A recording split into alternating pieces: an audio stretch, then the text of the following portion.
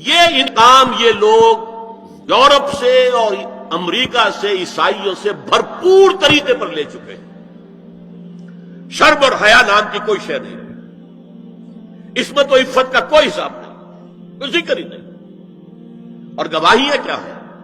President Clinton نے کہا تھا 2 سال پہلے یا 3 سال پہلے، وہ جو ان کی اینوئل سپیچ ہوتی ہے، State of the Union address, اس نے کہا تھا عنقریب ہماری قوم کی اکثریت حرام زادوں پر مشتمل ہوگی. یہ حرام زادے کا لفظ میں نے ترجمہ کیا ہے born without any Wade lock.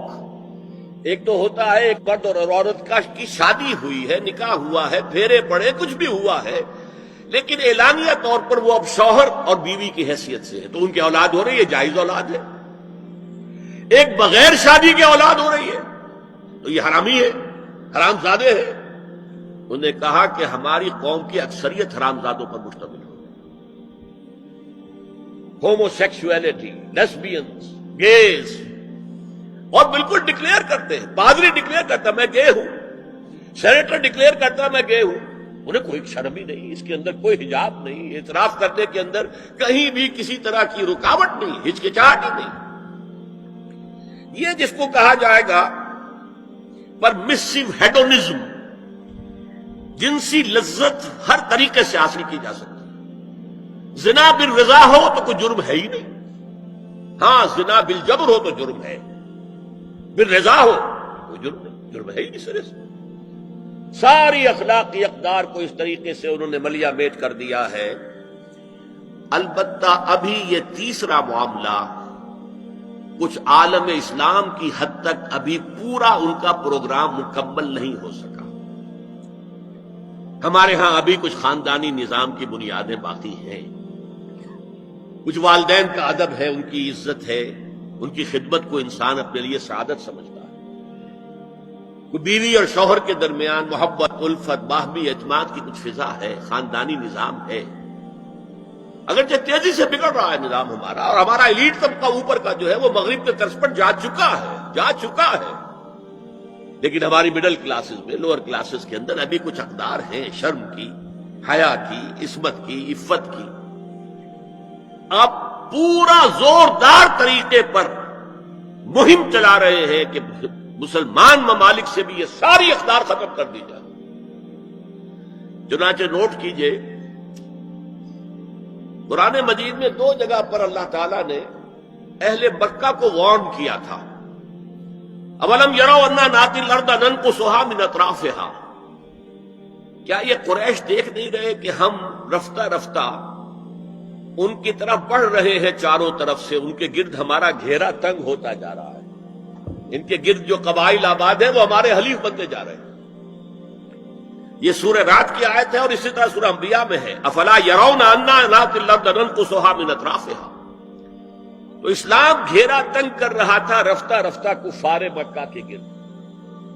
آج یہ برعکس ہے کہ یہ مغرب یہودیوں کی سازش کے تحت اور امریکہ کی عظیم قوت کو استعمال کرتے ہوئے، سول سپریم پاور آن ارتھ، آج یہ ہمارے گرد گھیرا تنگ کرتے چلے آ رہے ہیں کہ ہمارا معاشرتی نظام بھی تلپٹ ہو جائے، درہم برہم ہو جائے، ہماری اقدار بھی ختم ہو جائیں، ہمارے ہاں بھی عورت اور مرد بالکل برابر ہونے کے مدعی ہو کر میدان میں آ جائیں، عورت مرد بن جائے، مرد عورت بن جائے، مردوں کی شادیاں ہو جائیں کہ ایک مرد شوہر اور ایک مرد بیوی اور رجسٹر ہو جائے شادی. لیسبینز کی شادیاں ہو جائیں کہ ایک عورت شوہر، ایک عورت بیوی اور رجسٹر ہو جائے شادی. یہ سارا کام ناتی الارض ننقصها من اطرافها، اس کی مثال کیا ہے کہ پہلے اس پروگرام کے تحت 1994 میں کانفرنس ہوئی قاہرہ میں. عرب ورلڈ کا وہ مرکز ہے، اس لیے کہ عربوں میں تعلیم کے اعتبار سے، ٹیکنالوجی کے اعتبار سے سب سے آگے مصری ہے. تو یہ چونکہ ان کا ثقافتی اعتبار سے امام ہے، وہاں جا کر انہوں نے ڈیرا لگایا اور ان افکار کی اور ان نظریات کا پرچار کا معاملہ کیا. دوسری 1 سال کے بعد کانفرنس کر دی بیجنگ میں، تاکہ ادھر سے اور ایک اور طرف سے گھیرا ڈالا جائے اور عالم اسلام کا جو یہ حصہ ہے ایشیا کا، اس کے اوپر اثر انداز ہوا جائے. اور اس کے بعد بیجنگ +5 کانفرنس ہوئی ہے، اور یہ ہوئی ہے United Nations Assembly, United Nations Organization کی جنرل اسمبلی کے تحت، اور یہ ہوئی ہے جون سن 2000. اب اس میں جو بھی ایک پرچہ تیار کیا گیا تھا ایجنڈے کے طور پر، اس میں جو سفارشات تھی وہ میں آپ کو بتا رہا ہوں. امپیکٹ ایک رسالہ نکلتا ہے لندن سے، اس سے میں نے یہ چیزیں لی تھی، اور انگریزی ہی میں ہم نے ایک دفعہ بڑی تعداد میں اس کو شائع کر کے تقسیم بھی کیا تھا.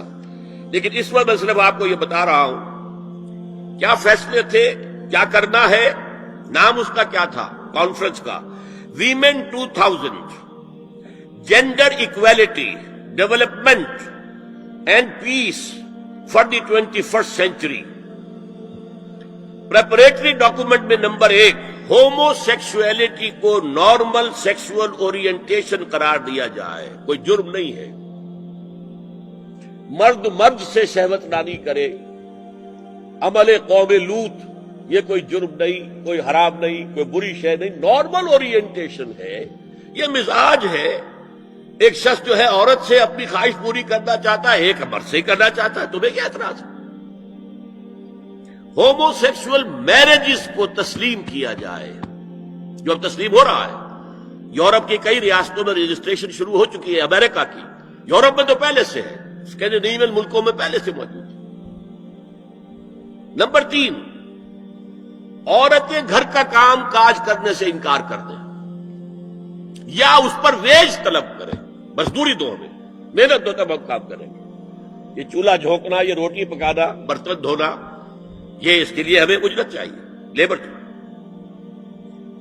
نمبر 4، عورتیں حمل اور وضع حمل کی جو تکلیف برداشت کریں اس پر بھی شوہر سے اجرت لیں. نمبر 5، اگر کسی وقت کسی عورت کی طبیعت آمادہ نہ ہو ہم بستری کے لیے اور شوہر مجبور کرے تو اسے میریٹل ریپ قرار دیا جائے. یہ زنا بالجبر ہوگا جس کی سزا دی گئی. شوہر اور بیوی کا معاملہ ہے. وہ بیوی کی طبیعت کسی وجہ سے آمادہ نہیں ہے اور شوہر انسسٹ کر رہا ہے تو یہ میریٹل ریپ، شادی شدہ ریپ، شادی شدہ لوگوں کے مابین زنا بالجبر شمار ہوگا. نمبر 6، پروسٹیٹیوشن کو ایک باعزت پیشہ مانا جائے اور ان کو پروسٹیٹیوٹس نہ کہا جائے بلکہ سیکس ورکرز، سیکشول ورکرز. جیسے مرد ہے وہ اپنی جسمانی قوت استعمال کر رہا ہے، وہ اب چلا رہا ہے، کسی چلا رہا ہے، یا وہ کہیں اینٹیں ڈھو رہا ہے، یا کوئی اور دماغی صحت استعمال کر رہا ہے، ڈاکٹر بیٹھا ہے اس نے لکھ رہا ہے، فیس لے رہا ہے. عورت بھی اپنے جسم کے ایک عضو کو استعمال کر رہی ہے تو وہ سیکشول ورکر ہے اور وہ پیشہ ہے اور وہ باعزت ہے، اس پر قتل کوئی قدغن نہ ہو. 7، وراثت اور طلاق میں بالکل برابری، کوئی فرق نہیں. اب یہ خاص چیز تو معلوم ہوتا ہے کہ اسلام ہی کو ہدف بنا کر انہوں نے ایجنڈے میں شامل کیا ہے. اس کا نام ہے سوشل انجینئرنگ، معاشرتی تعمیر نو. پرانی تعمیر، وہ جو مولانا روم نے کہا تھا کہ اگر کوئی پرانی عمارت ہے نئی بنانی ہے تو پہلے گرانی پڑے گی. اولا تعمیر را ویرا کنن، تو پہلی تعمیر گرائیں گے تو دوسری بنے گی. لہذا یہ سارا سٹرکچر جو ہے سوشل، یہ ختم کر کے یہ نئی سوشل انجینئرنگ ہے جو ہمیں کرنی ہے، اور اس کا سب سے بڑا ٹارگٹ عالم اسلام. اب اس میں دوسری بات سنیے، یہ کام تو سن 2002 سے بلکہ اس سے پہلے 94 میں، پھر 95 میں، پھر 2000 میں، یہ 3 کانفرنسیں ہوئی. ایک اب نیا آیا ہے شوشا، اور وہ کیا ہے؟ رینڈ کارپوریشن ہے امریکہ کی ایک بہت بڑا تھنک ٹینک، سب سے بڑا، سب سے اونچا. اس کی سفارشات جو ہے وہ محکمہ دفاع کو جاتی ہے، خارجہ محکمے کو جاتی ہیں، اور ان تھنک ٹینکس کے مشوروں پر اور تجاویز پر لوگ عمل کرتے ہیں. حکومت جو ہے ان کو غور سے دیکھتی ہے، عمل کرتی ہے. اب انہوں نے مسلمانوں کا تجزیہ کیا ہے کہ مسلمان 4 قسم کے ہیں، سب ایک طرح کے نہیں ہیں۔ بہت غور سے سننے کی بات ہے، 80 صفحات کی رپورٹ ہے، جن حضرات کے پاس ہے انٹرنیٹ وغیرہ کا وہ نکال سکتے ہیں، پڑھیں پوری کی پوری۔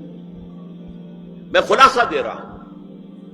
کہتے ہیں نمبر 1 ہے فنڈامنٹلسٹ، اور فنڈامنٹلسٹ وہ ہیں کہ جو اسلام کو صرف مذہب نہیں دین سمجھتے ہیں، جو یہ سمجھتے ہیں کہ اسلام صرف عقیدے، عبادات اور رسومات کا نام نہیں ہے، بلکہ اسلام ایک پولیٹیکو سوشو اکنامک سسٹم ہے، ایک نظام ہے، اجتماعی نظام ہے۔ کہا یہ ہمارے دشمن نمبر 1 ہیں، انہیں ہم نے ہر قیمت پر ختم کرنا ہے۔ They are the biggest challenge to our civilization, our culture, our system. ہماری تہذیب ان کے سب سے بڑے دشمن کے۔ نمبر 2 ٹریڈیشنلسٹ ہے، روایت پسند۔ یہ ہمارے علماء جو قال اللہ و قال رسول میں ہے، فقہ حنفی پڑھ رہے ہیں، یا کوئی اہل حدیث ہے تو کچھ اور چیز پڑھ رہے ہیں وغیرہ وغیرہ، ان کا اصل جو مشغلہ ہے وہ دارالعلوم ہے، پڑھنا پڑھانا ہے، مساجد میں خطبہ دینا ہے، امامت کرانی ہے۔ اس سے آگے کا ان کے سامنے خود تو کوئی کانسیپٹ نہیں ہے، لہذا یہ ہمارے لیے خطرناک نہیں ہے، they are no challenge to us. لیکن اگر کبھی وہ فنڈامنٹلسٹ کے ساتھ مل گئے تو پھر بہت خطرناک ہے۔ کیوں؟ ان کے پاس عوام تک رسائی کا بہت بڑا ذریعہ ہے۔ ہر جمعے کو ایک اجتماع ہو رہا ہے، جلسہ ہو رہا ہے، چھوٹی سی جلسی کرنی ہو تو ہزاروں روپیہ خرچ کرنا پڑتا ہے، اشتہار ہے، پوسٹر ہے، فلاں ہے، چاہے وہ چھوٹی سی جلسی ہو۔ اور یہاں لوگ چلے آ رہے ہیں، نہا دھو کر، کپڑے بدل کر، اچھے عطر بھی لگا کر آ رہے ہیں، کچے دھاگے سے بندھے ہوئے، تو ان کے پاس تو بڑا ذریعہ ہے۔ یہ اگر فنڈامنٹل کے ساتھ مل گئے تو بہت خطرناک ہے۔ لہذا ان کے لیے تو یہ ہے کہ اولاً تو ان کو ایک دوسرے سے دور رکھو، اور جو ٹریڈیشنلسٹ ہیں انہیں اپنے باہمی جو مسلکی اختلافات ہیں، فرقے وارانہ اختلافات ہیں، ان کے اندر بزی رکھو، شوشے چھوڑتے رہو تاکہ وہ اسی بحث کے اندر مناظرے بازی میں لگے رہے۔ تیسرے انہوں نے کہا ماڈرنسٹ ہے۔ یہ وہ لوگ ہیں کہ جو اسلام کی ایک تعبیر جدید کر رہے ہیں اور اسے ہماری تہذیب کے ساتھ ہم آہنگ، کمپیٹیبل بنا رہے ہیں۔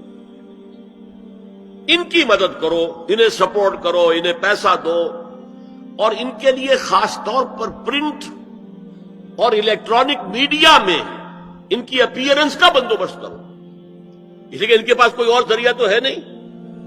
ان میں سے کسی کو کوئی مسجد میں خطیب بنا کر تو نہیں کھڑا کرے گا، بلکہ داخل بھی نہ ہو سکے شاید وہاں، تو ان کے لیے ذریعہ چاہیے تاکہ عوام تک پہنچے۔ آج کا سب سے بڑا ذریعہ ٹیلی ویژن ہے، لاؤ انہیں اس پر، اور انگریزی پریس ہمارا خاص طور پر جو ہے ان کا اعلی کار ہے۔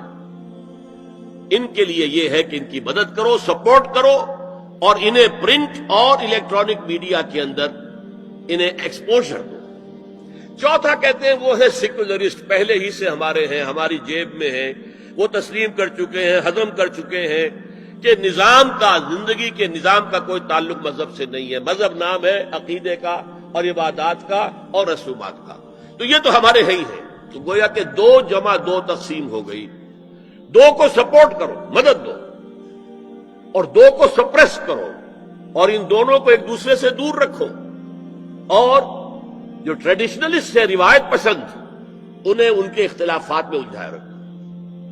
یہ ہے پالیسی جس کے تحت آج ایسی باتیں آپ کو اپنے الیکٹرانک میڈیا سے، ٹیلی ویژن سے سننے میں آ رہی ہیں، اور بڑے بڑے دانشور ہیں جو کہہ رہے ہیں شراب اسلام میں حرام نہیں ہے،